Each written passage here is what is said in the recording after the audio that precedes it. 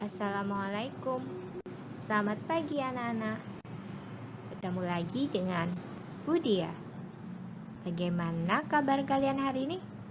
Semoga kalian dalam keadaan sehat dan bersemangat. Hari ini kita akan belajar tema 6, subtema 1, pembelajaran keempat. Sebelum mulai pembelajaran, kita berdoa dahulu ya. Jangan lupa siapkan buku dan alat tulis kalian ya. Nah, anak-anak, sekarang perhatikan gambar berikut ini ya. Siti ingin menjadi peneliti di bidang tumbuhan. Ia suka berkebun.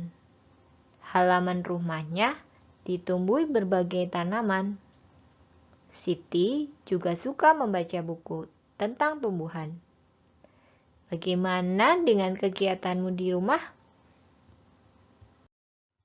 Nah, cobalah kalian cari tahu kegiatan-kegiatan yang disukai dan kegiatan yang sulit dilakukan oleh temanmu. Carilah dengan pertanyaan berikut. 1. Apakah kegiatan yang kamu sukai? Yang kedua, mengapa kamu menyukai kegiatan tersebut? Yang ketiga, apakah kegiatan penting yang sulit kamu lakukan? Yang keempat, mengapa kegiatan itu sulit bagimu? Dan yang kelima, pekerjaan apakah yang kamu cita-citakan? Nah, jawabannya kalian tulis dalam buku catatan ya. Nah, anak-anak, sekarang dengarkan ya kisah sukses mengatasi kegagalan oleh dua tokoh berikut ini. Yang pertama adalah Michael Jordan. Michael Jordan adalah pemain basket dunia. Saat duduk di bangku SMA, Michael pernah gagal masuk tim basket sekolahnya. Ia dianggap tidak cukup tinggi untuk memenuhi persyaratan masuk tim kebanggaannya. Dengan usaha yang sangat keras, ia terus berlatih dan berlatih.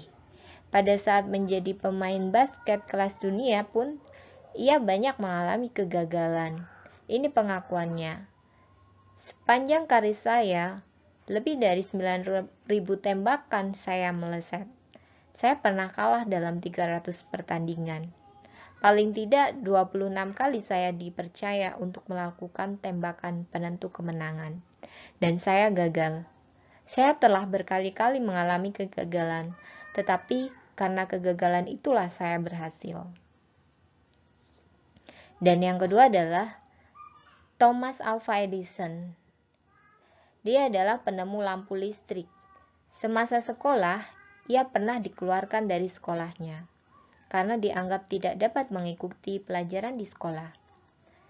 Thomas kecil bermasalah dengan pendengarannya. Ia harus berusaha lebih keras dari teman-temannya yang lain dengan belajar sendiri di rumah dan membantu ibunya yang miskin. Dengan belajar sendiri di rumah, Thomas membaca banyak buku yang memacunya melakukan berbagai macam percobaan di bidang sains. Beribu kali ia gagal, 2000 kali ia mencoba kembali. Ia tak pernah menyerah. Kegigihannya berbuah manis, sehingga kita dapat menikmati terangnya lampu pijar ciptaannya. Dapatkah kamu bayangkan jika ia menyerah? Thomas menceritakan rahasia keberhasilannya.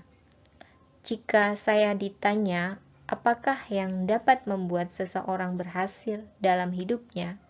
Jawaban saya sama. Orang itu harus terus menambah kegagalannya. Jika kamu takut gagal, kamu tidak berani mencoba dan berusaha.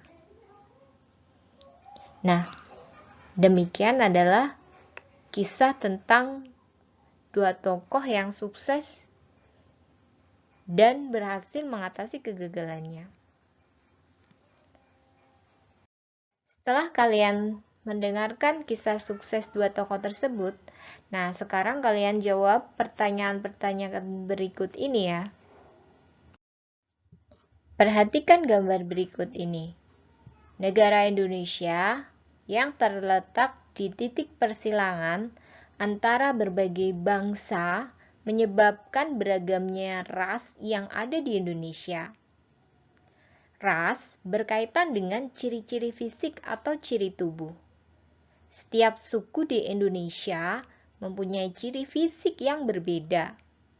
Masyarakat yang tinggal di Pulau Papua dan Pulau Aru merupakan satu kelompok ras yang berbeda dengan kelompok lainnya.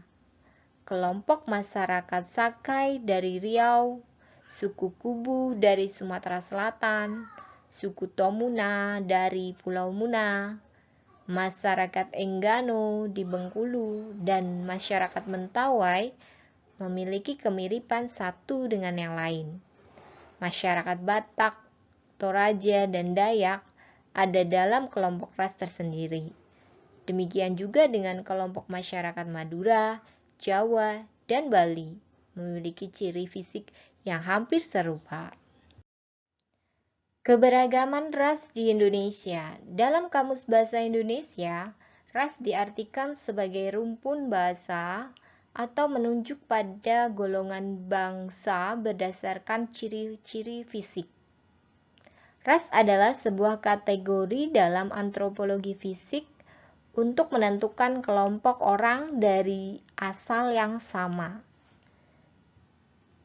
Berdasarkan klasifikasi A. L. Kroeber, bangsa Indonesia terdiri atas beberapa ras, yaitu ras Malayan, ras Mongoloid, ras Melanesian, dan ras Negroid, serta ras Vedoid. Berikut uraian penggolongan ras orang Indonesia. Yang pertama, ras Mongoloid. Ciri-cirinya, rambutnya ikal atau lurus dan muka bulat. Golongan ini terdiri atas golongan Melayu tua atau Proto-Melayu, terdiri dari suku Batak, suku Toraja, dan suku Dayak. Sedangkan golongan Melayu muda atau Deutero-Melayu terdiri atas suku Jawa, Bali, dan Banjar. Yang kedua, ras Melanesian. Ciri-cirinya adalah rambut keriting, bibir tebal, dan kulit hitam.